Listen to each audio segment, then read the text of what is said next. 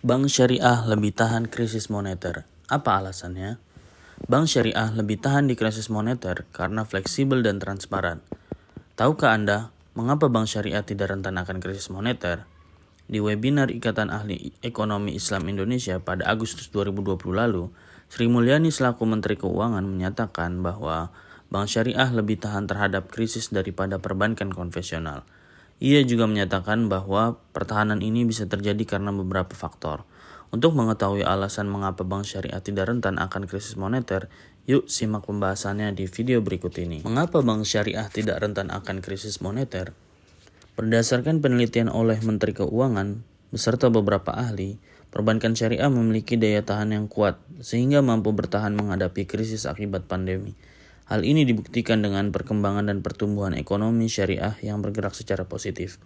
Bila dibandingkan dengan bank konvensional, berdasarkan data statistik perbankan syariah di OJK per Mei 2020, pertumbuhan pinjaman yang diterima atau PYD di bank syariah adalah sebesar 10,14% year over year atau YOY. Dari sisi aset, perbankan syariah juga mengalami pertumbuhan sebesar 9,35%, serta dana pihak ketiga atau DPK tumbuh 9,24%. Jumlah tersebut tentu lebih tinggi jika dibandingkan dengan bank konvensional.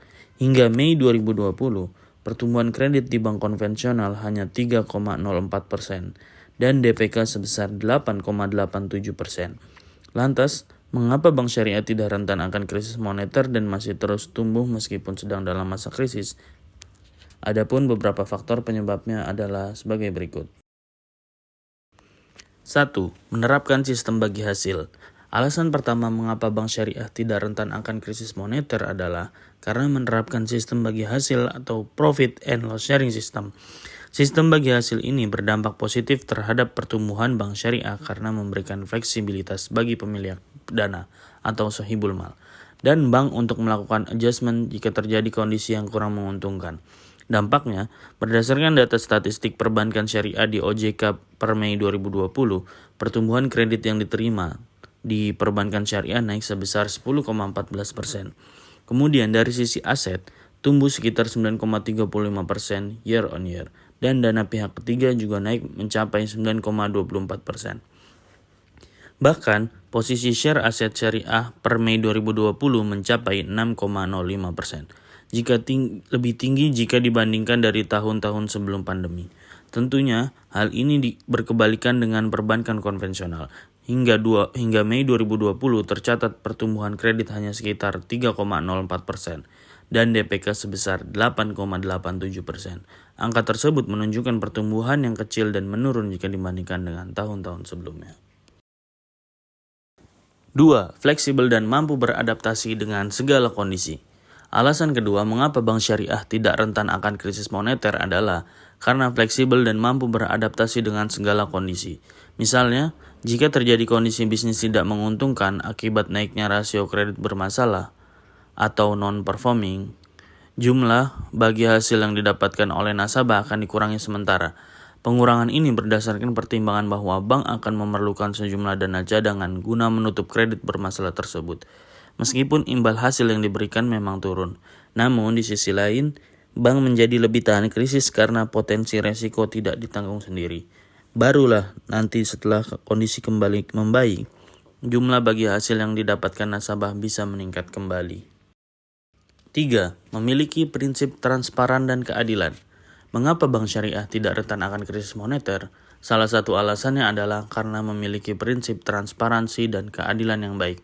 Prinsip transparansi adalah keterbukaan dalam mengemukakan informasi maupun proses pengambilan keputusan.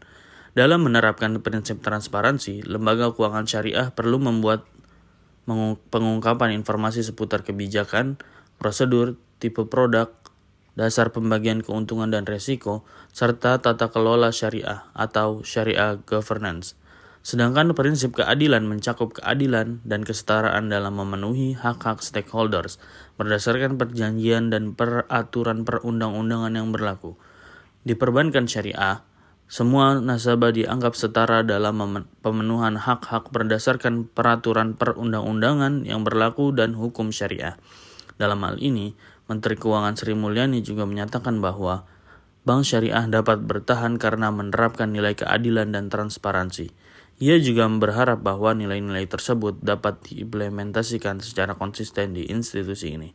Nah, jadi itulah beberapa penyebab mengapa bank syariah tidak rentan akan krisis moneter. Dengan keunggulan-keunggulan di atas, diharapkan bank syariah dapat semakin berkembang dan memiliki prospek yang baik ke depannya di Indonesia. Sekian video yang bisa saya sampaikan. Terima kasih. Wassalamualaikum warahmatullahi wabarakatuh.